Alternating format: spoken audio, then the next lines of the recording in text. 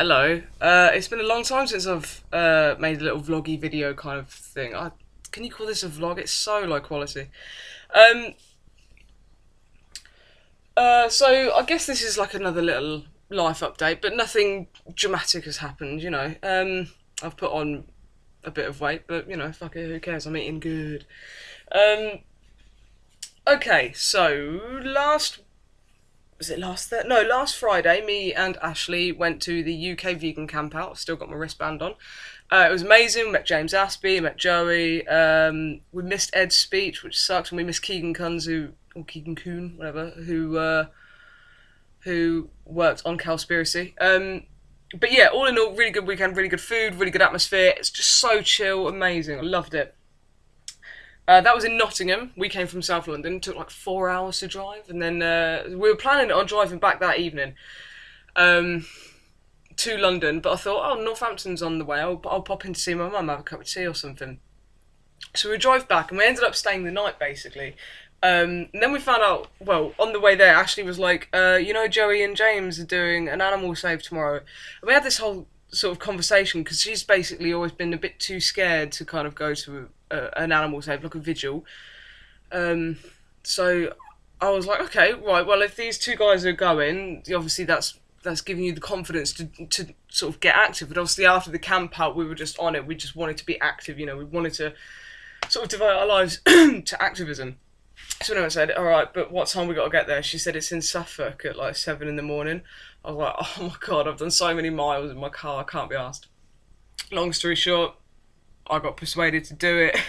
We went to this animal stave, and after camp out, we were like, okay, we're giving up smoking. Let's just be dead healthy, because I think there is a lot to be said about which vegans get the most recognition and the most sort of publicity, and it does tend to be the ones who are very fit and healthy.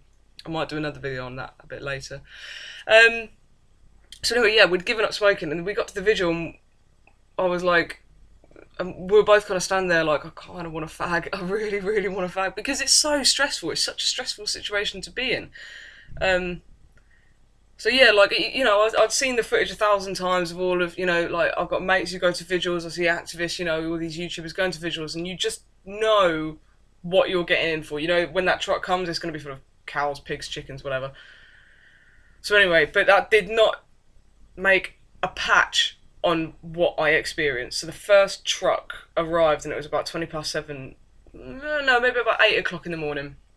Sorry, come around the corner, and even then, like as it sort of stopped by, I just was holding back the tears already. And Ashley's a more emotional person than me, so she was just gone from the start. And you can smell it, you hear more than what you hear on the videos, you obviously see more than what you see on the videos. It's just a nasty, nasty thing. So Ashley caved in and had a fag about midday, and then we all drove 10 minutes down the road to the chicken place. It's called iPoultry or something like that.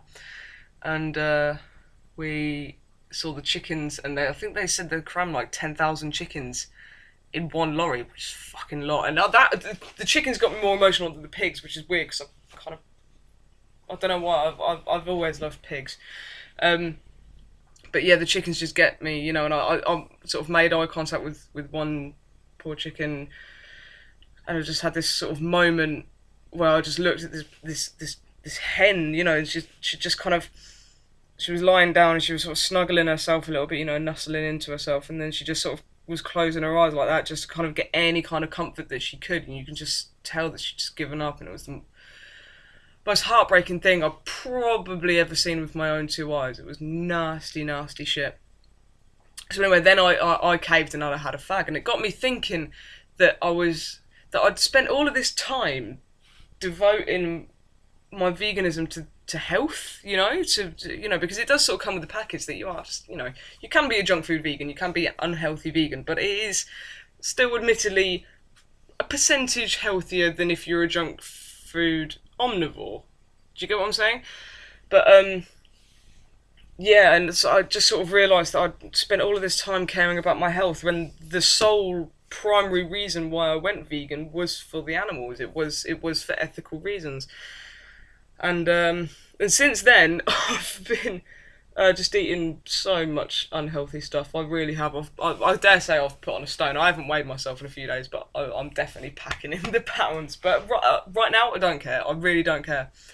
Um, yeah, and it did just get me sort of thinking about the sort of marketing strategies of vegan. And I get why it happens. I get because obviously when you tell people about veganism, the first few questions they get is vegans get is like, where do you get your protein from? B12, calcium, iron, this, that, and the other. So it is primarily health orientated. These questions, apart from like, well, what about cheese?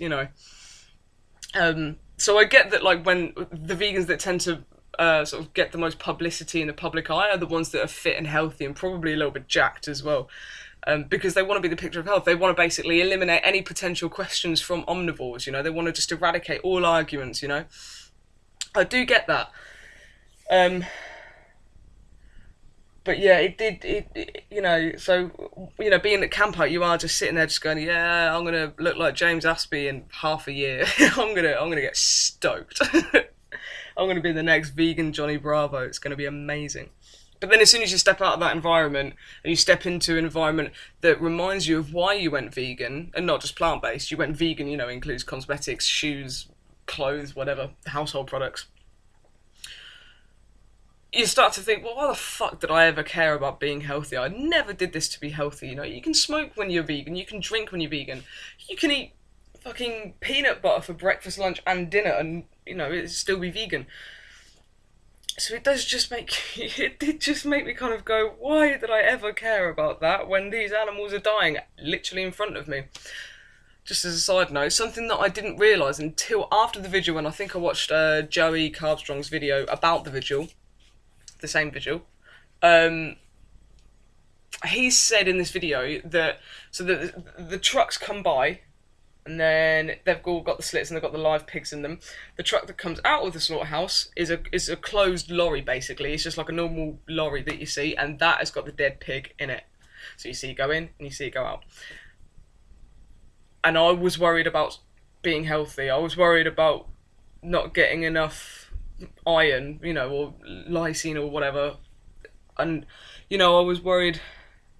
I was worried about how much protein is too much protein. I was worried about all of this. I was worried about my weight.